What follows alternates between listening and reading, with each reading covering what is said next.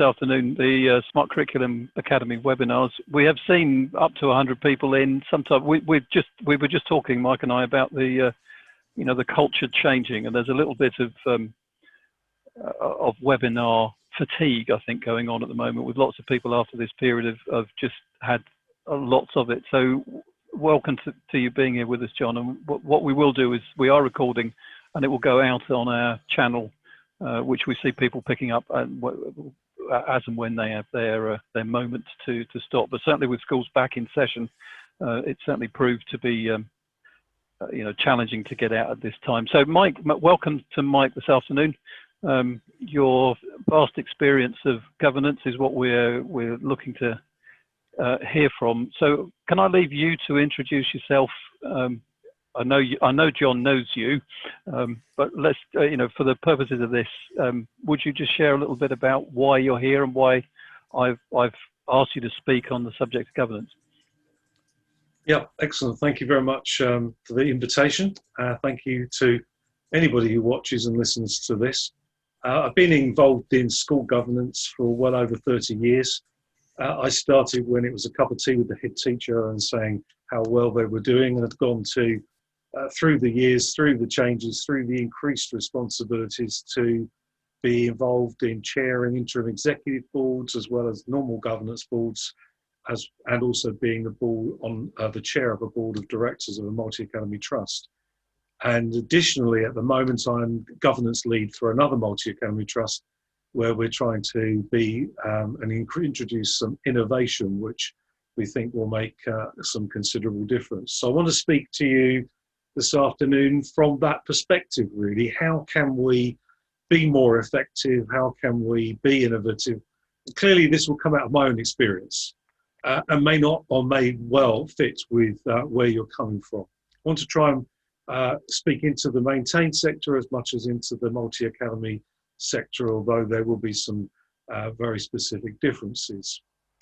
So I want to start this afternoon by talking about a quote from my old mentor. 18 years ago she wrote this, and I think, quite frankly, as you read it, it's quite clear that this has been the biggest year where you couldn't wind a school up, because you had no idea what was going to happen next. And as we're right in the middle of the potential second wave, or is it already with us, again, we continually need to be innovative. We continually need to look at how we do what we do in terms of governance. So I would say that in the last 6 months, we have frequently had to renew our focus and move away from some of the detail of what we would normally do. And so I wondered what you might think would the focus ought to have been, or was, as you adapted during lockdown and continue to adapt during these current restrictions, whether they increase or not. And I think there were three things that came across to me during that renewed focus time. One is we spent a huge amount of our time thinking about risk. That was the key number one thing.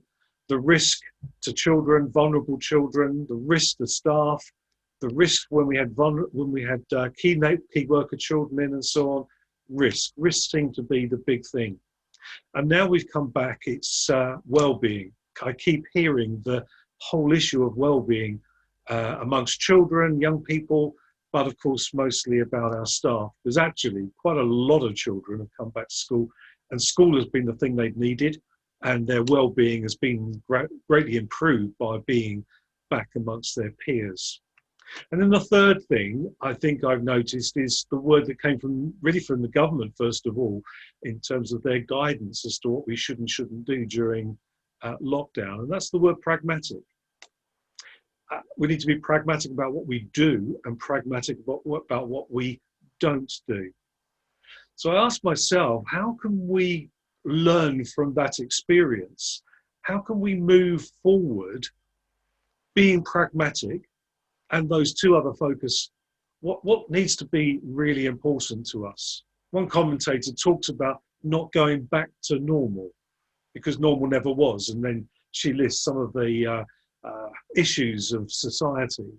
that had to be dealt with. And she said, we shouldn't return to this. We should be given an opportunity, or we are being given an opportunity to stitch a new garment. And she's talking much broader than education. But I wonder whether this isn't a time when we should really engage in self-review. I don't know what happens in your governing board, but so often self-review is sitting down for 5 minutes to say what went well, what didn't go well, and then moving on. But actually, perhaps this is a time, and I'm not saying now, it might be in the next few weeks or months, when we actually seriously self-review our structures, what worked well over the past period, and how will the future be mapped? What is it that's going to be different because we've had this particular set of experiences? So David Carter, writing particularly to Multi-Academy Trust, but I think it applies, has written just this last couple of months, a book that was published. For many years, those involved with school governance thought ourselves as governing a school. Trust leaders have to move beyond a compliance mindset and think about the evolution of improvement. Now, I think that applies to the maintain sector as well. Because although you might be a governing body of a school, still we need to move beyond compliance. Now, not for a moment, I don't think he's suggesting that compliance is unimportant.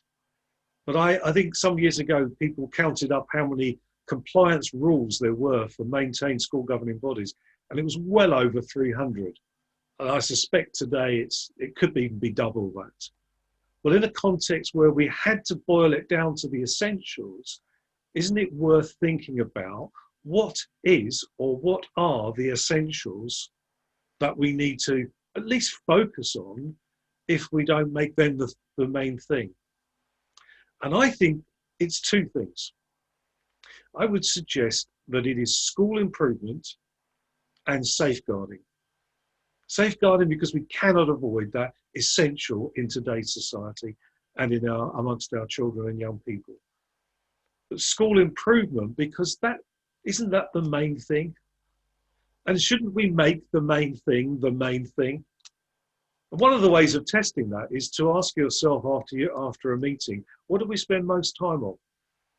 And if it's all those compliance issues that could have been dealt with so much more quickly, or those things that we're more comfortable with as lay people, because often governing boards are made up of mostly lay people, isn't it important that we actually say, maybe we should reassess how we spend our time so that we can ensure that the main thing stays the main thing.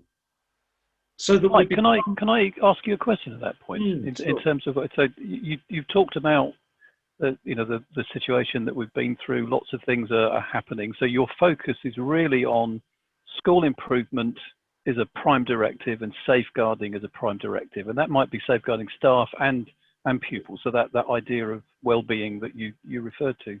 Mm-hmm. What do you see as the biggest challenges can you unpack the school improvement part? I mean, in terms of what the governors are discussing and what they're focusing on, because school improvement could be just simply achieving performance table outcomes. Mm-hmm. You and I know from our conversations probably see school improvement at a much wider level than just simply meeting performance targets. Yes, I mean, that is very much a big part of it, obviously, and analysing in a robust way, as it says on the slide, the evidence and data that we are presented with, the assessment data as much as the outcome data. But I think school improvement is the direction of travel. What is it that the teachers, as well as the senior team in the school, are focusing on? And why are they doing that? And how is that impacting children in the classroom? I think this is where the problem occurs for governing boards, where they don't have the expertise, the third bullet point, on their governing board to know what that's about.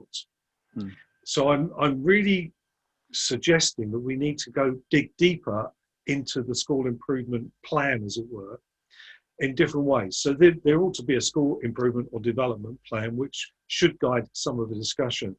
And I've often seen how those documents are skated over because we perhaps don't understand them, or maybe it's too detailed for us to grasp. And so it's looking at the nature of that plan, and is it a plan that enables us to have those discussions? So in one context I work, we have an overview, a kind of simplified version, so that you can see the biggest headline rather than looking at all the detail. And that enables some of the right questioning. But secondly, I think it's having reports that tell you more about what's happening. So that's about the content of the head teacher's report, as much as it is about external reports.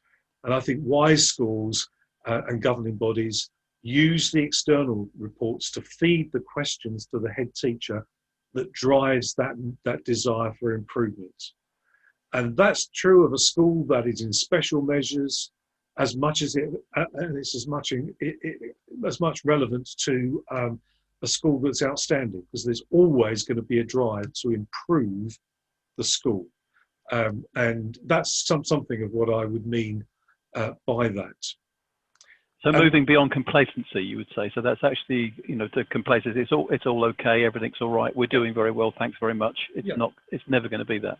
No, it's never going to be that. And it should always be about, well, how can we do this better? What is it you're doing to move from here to there in terms of that level of improvement? And keep on pressing the questions in a way which is collaborative. I was going to mention later, but I'll say it now, that I'm currently looking at how we can learn from coaching models to inform the way that we ask questions of the head teacher. Part of my thinking in that respect is, if we're using a coaching model, not coaching itself, but the model of the kind of questions you might ask, would it not then mean head teacher and governors are much more in a partnership of thinking through how we can be more effective in terms of school improvement? So it opens up more of a discussion than it does this nasty word that's crept into education, that we're supposed to be constantly battering the head teacher. Nobody uses that word, but challenging them, which comes across quite confrontational. How can we make that more of a collaboration where they're coming to us and saying, we think we might do this. What ideas do you have that will enable that to be more effective, and vice versa? So I think a lot of this depends upon one of my first innovations, which I know has been introduced by the DFE and others. And it's this concept of having more educators on your governance board. Now, notwithstanding that recruitment is always an issue, almost everywhere in the country, having people who have educational experience, professional educational experience, I've found radically impacts our effectiveness as a governing board. It enables us to have people who can contribute to the discussion, to the questions, but they understand what they're hearing. They understand what is behind all of the information that we're receiving. So if you just take data, it's true, lay governors can begin over time to learn about data interpretation. But if that's your bread and butter, or was in the last 10 years because you've just retired as a head teacher, for example, then you've got a head start in being able to understand that and see the holes, see the flaws, see the needs, see the way forward. I think secondly, when it's to do with monitoring, I've got great suspicion, I have to say, of lay people going in to monitor teaching and learning. And I know that we've sold that in the past on the basis of, you don't go in to make a judgment, that's Ofsted, that's other people going in. Well, it doesn't work, does it? Because actually, when you go in and you see a lesson, you decide in your own head whether it's a good lesson or not. But actually, do you have any basis on which you make that judgment other than a gut feeling? So I think using educators on boards to be part of that monitoring cycle can actually be really beneficial. And then it's brilliant CPD for the head teacher, the deputy head teacher, whoever it is who might come from the education world. to join a local governing board. And thirdly, it develops collaboration, especially if they're in post still, because then you begin to share ideas across the schools and it begins to make a difference. My second, if I can call it an innovation, I'm going to call it an innovation, is what I've called skills, strengths and responsibilities. Now, the government's handbook a number of years ago introduced the requirement for us to recruit people with skills. Frankly, I think that's become a bit of a red herring, because what it has led to is recruiting people with professional skills. So we need somebody who's a banker or an accountant to be our treasurer, or not treasurer, our finance governor. We need someone with building experience in order to be the governor responsible for health and safety. And whilst that's not wrong, it can take unfair advantage of a professional. And in some instances, they may take action or make contributions that are not covered by public liability insurance. And therefore, there's a risk to the school or to the trust. Now, interestingly, and I don't think it was in the last handbook, the handbook that was released last week talks about having people with the right skills, experience, and qualities and capacity. Now, they don't unpack all of that, but I would unpack that in a way that I've been trying to innovate for quite a long time, and that is to use people's strengths or characteristics. So I've often used a form of self-analysis called Strength Finder to help individuals and teams to work through what is it we bring to the table that is beyond our professional skills. What kind of person am I to complement the other people around the table? And what that means is you are developing an understanding of each other and effectively developing the team. And what that led to when I first started to introduce that kind of concept was to look at what key responsibilities individuals around the table might take on board, so that they have an area of governance work that is their area, the area that they meet with somebody to talk about, that they report on in the governance board meetings, that they take a particular interest in being trained in, and so on. And looking at those skills, strengths and responsibilities meant, actually, did you need all those committees and all those extra meetings and all those agendas and minutes to produce? Because actually, if one person, without delegated responsibility, but taking a deeper interest, can bring that information to the governance board, then it can feed into the into all of the discussions that the governance board may or should be having. That's just another way in which we can reshape the work we do and be more focused and perhaps more effective and efficient. I think the next area I wanted to talk about was being outward facing. How can we benefit as individual schools from working in a federation or in a partnership of some kind or in a multi-academy trust context?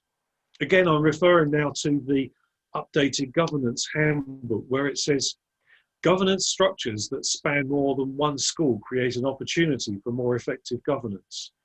When a board governs a group of schools, it gains a more strategic perspective and the ability to create more robust accountability through the opportunity to compare and contrast between schools. Worryingly, the School and Trust Governance Investigative Report, which came out very recently, said this: maintained school governing bodies appear to feel less confident in their strategic oversight than trust boards. Respondents from maintained school governing bodies were less likely to rate their board as very effective at the three core functions of governance compared to trust boards. Now, I've seen some trust boards and I don't know whether that statement's accurate, whether that research is accurate, because some of them are not that great either. But here's the point. If the governance handbook is correct, that coming together with other schools in whatever format, whatever structure, enables us to be more effective, I do believe it's worth considering. You see, I think multiple schools tend to create the conditions for fully realising sustained benefits of school-to-school collaboration. When it begins with governance, it happens on the ground as well. And one of the dangers of lockdown that I see is that we've become a lot more introspective, because we've had a lot to do with how our own school is going to engage. There are different examples that would challenge that. I know of a group of 3 schools in 3 different villages that clubbed together in terms of which school was providing for key workers one week, and then another school the next week, and the third school the third week. That spread the load amongst the staff. But generally speaking, schools became a bit locked in. And I don't think we should be losing the value of collaboration. And what the Governance Handbook seems to be pointing to is how that collaboration in terms of governance, let alone anything else, can lead to much more effectiveness.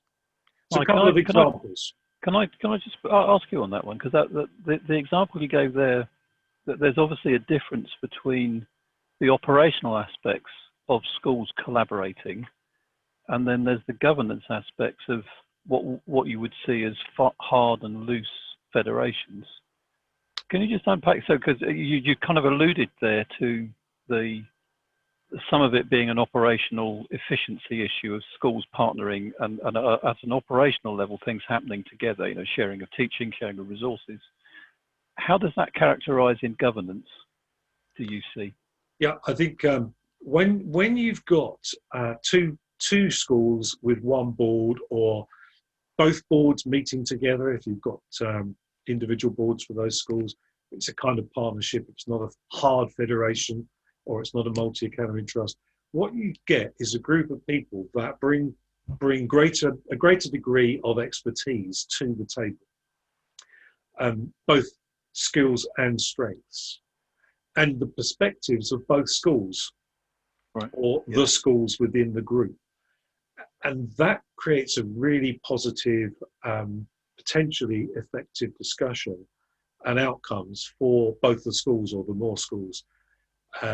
It's about how we learn from each other, and how we contribute to each other. And what I've seen is when governing boards are brought together for whatever reason, because structurally that's the right thing to do at the time, it spreads out to the schools, to the operational. It kind of drives collaboration.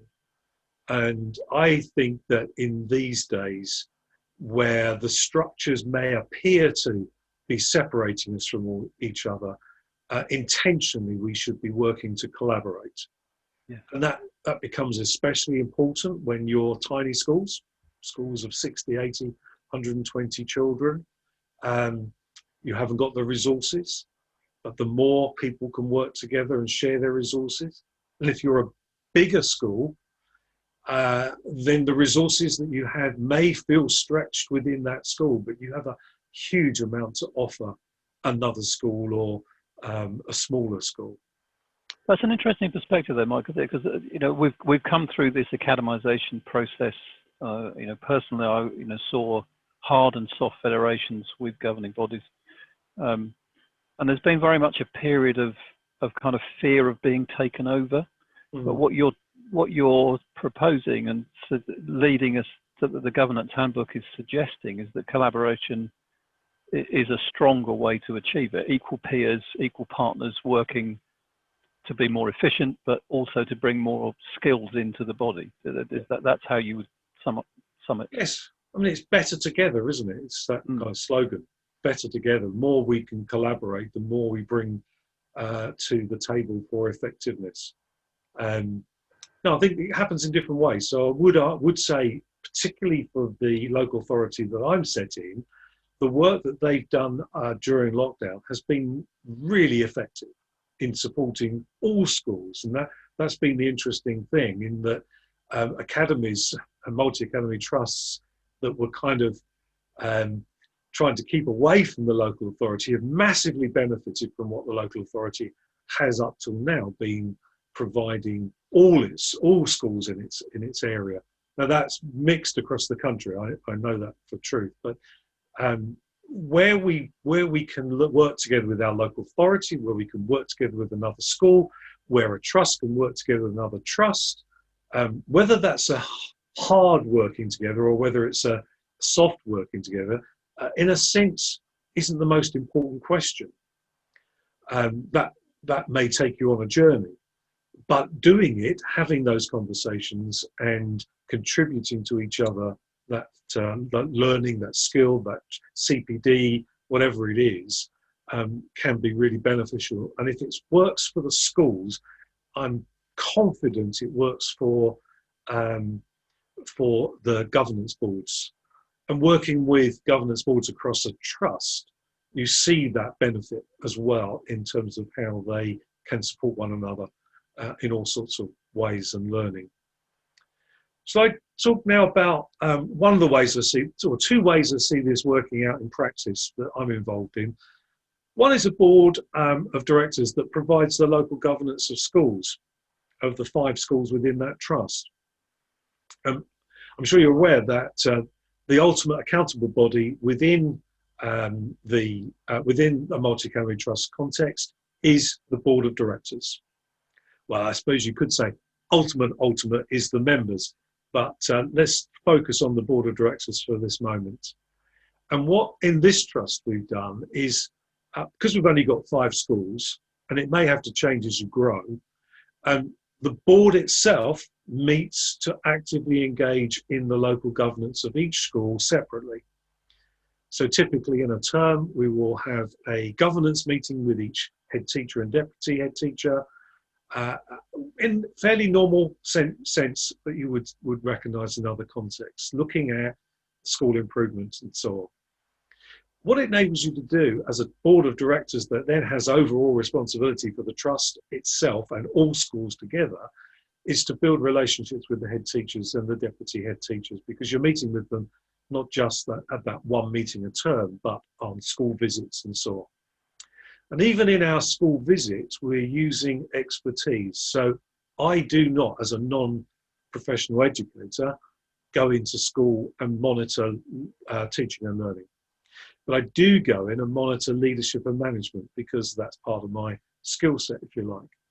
We also have educationalists on our board, and they are the ones who may supplement the other external feedback on teaching and learning by making their visits relevant to the needs of the particular term or year and schools. So it's just an example. And we have parent consultative groups that feed in that knowledge of what it's like on the ground for the stakeholders. Arguably, in this instance, we need to do a bit more about making that more effective. So it's quite difficult to manage, but the aim is there. And so we have this single approach to accountability, which enables us to fulfill what is ultimately the board of directors' responsibility. Then the second of these examples is the trust I actually work for at the moment. We're restructuring that currently, where we're thinking of it as a 3-legged stool. So the board of directors, the ultimate accountable body, is one leg. A local schools board collaborating over 2 or 3 or 4 schools, depending on the hub around the county, is the second of those legs. And the third is a community board, which is very much about people involved in the school, the stakeholders, the local community, the local church, and so on, because it's a church school trust. And it's that partnership between those 3 parts of the structure. When we first started talking about it, we called them different levels, and made people quite upset. And we learned from that. Actually, each of the 3 legs of the stool are as equally important. As the community board feeds in local knowledge to the local schools board that is one step removed, and the local schools board feeds into the board of directors. And one of the keys to this is turning governance on its head, really. Local governing boards in a multi-academy trust have all too frequently seen themselves as a a follow-on from being a maintained school and standing up to their school. But actually a local schools board, a local governing board in a MAT is a committee of the board of directors. That's legally the case. That's in their articles of association. So they're acting on behalf, not of the school, but of the board of directors. So this structure is enabling that change of mindset. It doesn't mean they won't have robust conversations with the board of directors about something that they're trying to develop for and on behalf of one or all of their schools. But it does mean that the board of directors can rely upon them to carry out those limited functions that they have on their behalf. That's the point of it all. It's going to take a lot of communication. That's quite necessary. But it does mean that the board of directors will be better able to fulfill their three core principles of effective governance laid out for them. And that's all covered in a terms of reference document and scheme of delegation. So there's four of my innovative structures. They may not seem terribly innovative to you if you've already got one or two of them on board in some way, but I recommend thinking through some of the principles that I've tried to outline to you today. But to finish, unless Chris wants to come back in there before I do my final finish for this point. At this point, no, you finished. You I'm sure there'll be some questions, Mike. But just you conclude your part, and then we'll open it out for some questions. Yeah, I'm hoping there will be some questions. And so I just wanted to think about in finishing to think about how we invest in governance. If any of what I've said makes sense, and if any of what I've said needs to develop within your own context. And I think the first thing to talk about in this context is how are we investing in our governance? Now, in a time when budgets are stretched and there's so many priorities within the school, it's easy to think, well, we shouldn't invest financially and maybe even in more time in our governance board because of the pressures that the schools are under.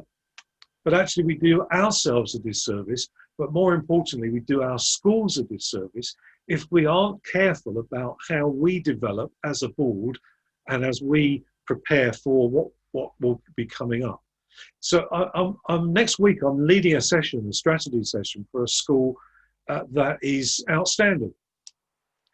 And when I looked at their website and I looked at their Ofsted report and their vision statement and their SEF, I'm asking myself, if I wasn't committed to investment in governance, why on earth are they having a strategic discussion? Everything's going well. Everything's moving forward rapidly. But actually, they're doing the right thing. To just pause and ask themselves some serious questions about how they see their school, as a maintained school, moving forward. And I think there are four things. I won't put John on the spot by asking what I was going to ask is what improvement does your school need? And you might come up with that in the question if you want, but I'll just give you my four. The first is time for self-evaluation. Touched on this before. And when I mean time, I mean serious time, not 10-minute agenda item at the end of the day, end of a meeting when everybody's tired.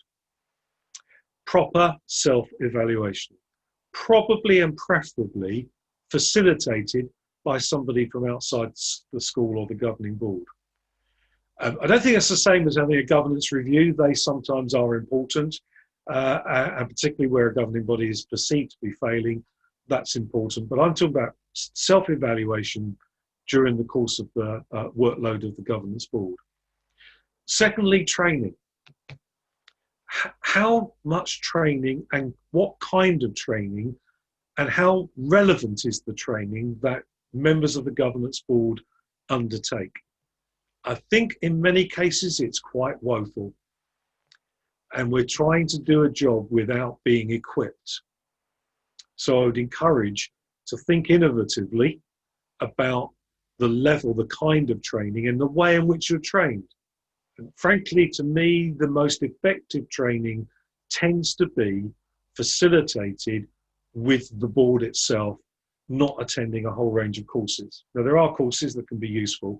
I'm not saying they're not, but looking at how effective that training is and the development of the board as a board is important.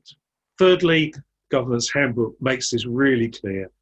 Professional clerking, absolutely essential that we have clerks that know what they're doing and can be that support and help to the chair and to the governance board itself.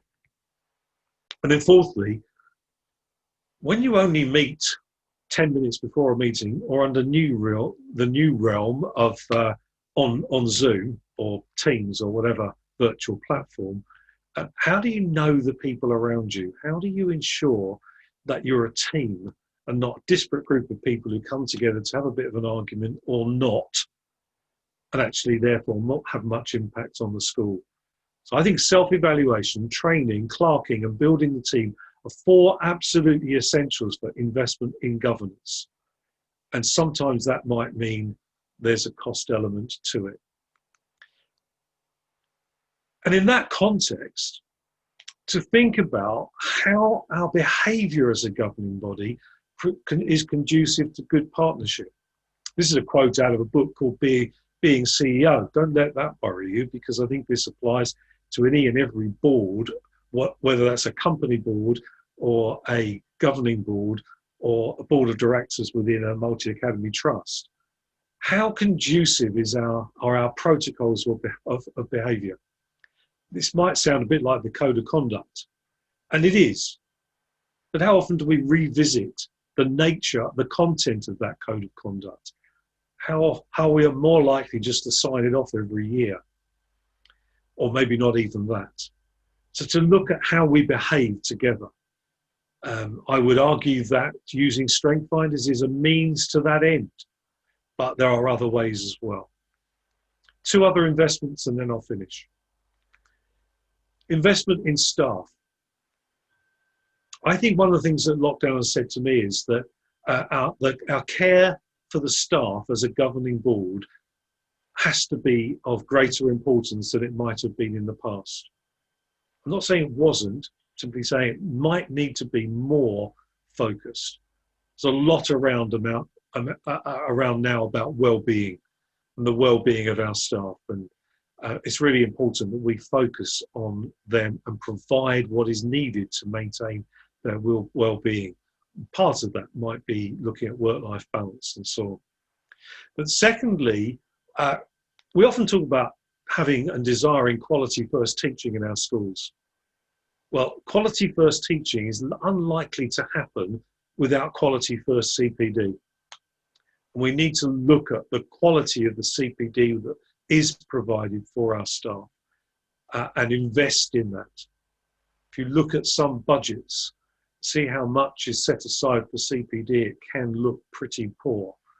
And I know there are issues in terms of how much money we've got, but it's about priorities. And one of the priorities we need to kind of keep in mind is how, what is the quality of the CPD? How are we developing our staff? And that's not just the teaching staff, that's also all those that support in the classroom and outside. And then thirdly, an area that's really key to me is what are we doing in our context to grow leaders? Not just for our own good, but for their good and their career development. And how much are we investing in them in order that if they stay, we've grown people to serve within our context. And if they go, then they're taking all of that expertise to work in a context which may need it even more. And really my last investment is back to that area of investment in school improvement. So I won't talk to that, but simply remind us that putting first things first has to be the first thing to do. So that again, putting first things first has to be the first thing to do. And I think giving that its place on the agenda and place of importance in terms of development and planning is absolutely key. So effectiveness And innovative governance, I would suggest, is when we put executive leaders and the board of governors, directors, in a place where they're pulling together, and never, as this picture might suggest, against the flow of what our children might need. It is so vital that we don't ever lose sight in our discussions about our children and what the purpose is of our governance. It's not to have effective meetings for their sake, it's for having effective meetings for the sake of the children. So I commend those ideas to you. Happy to take questions, happy to have my mind changed or to hear new things, because that's how we best learn together.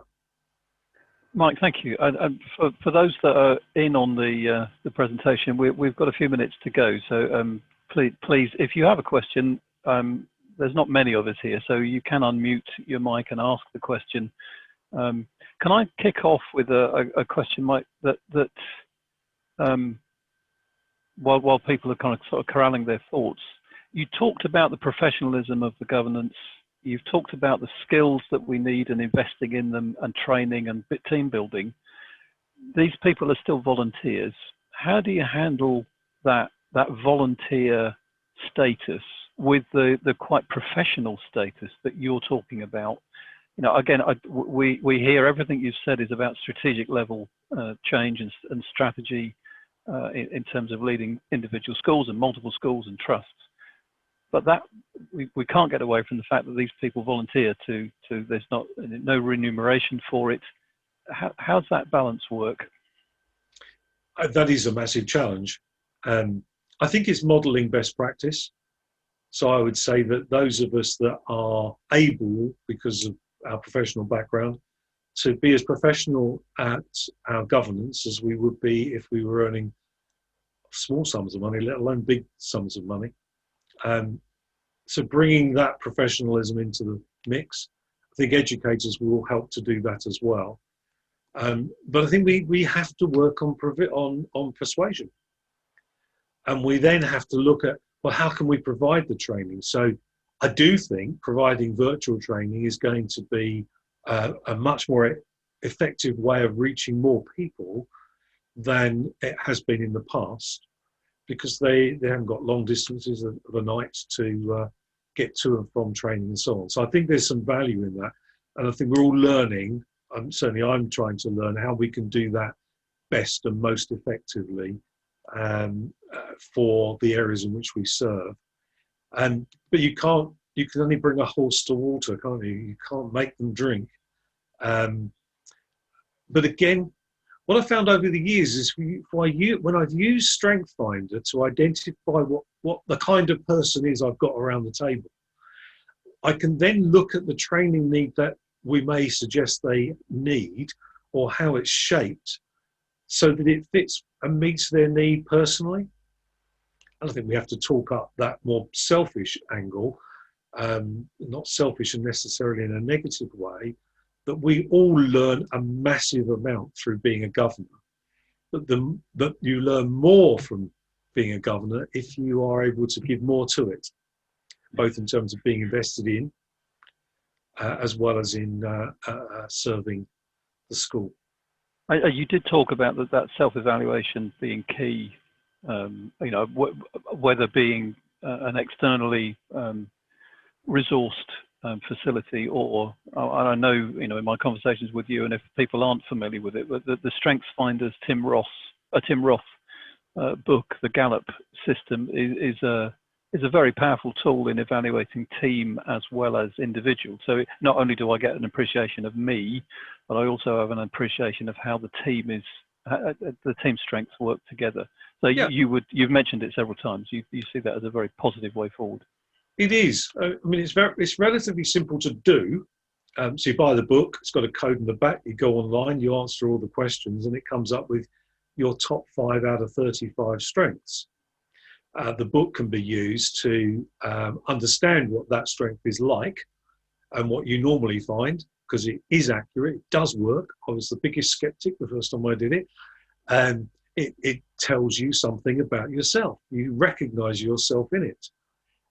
What I've done then is coached that team of people to understand each other and where their strengths might be best fitted within the work of the governance board.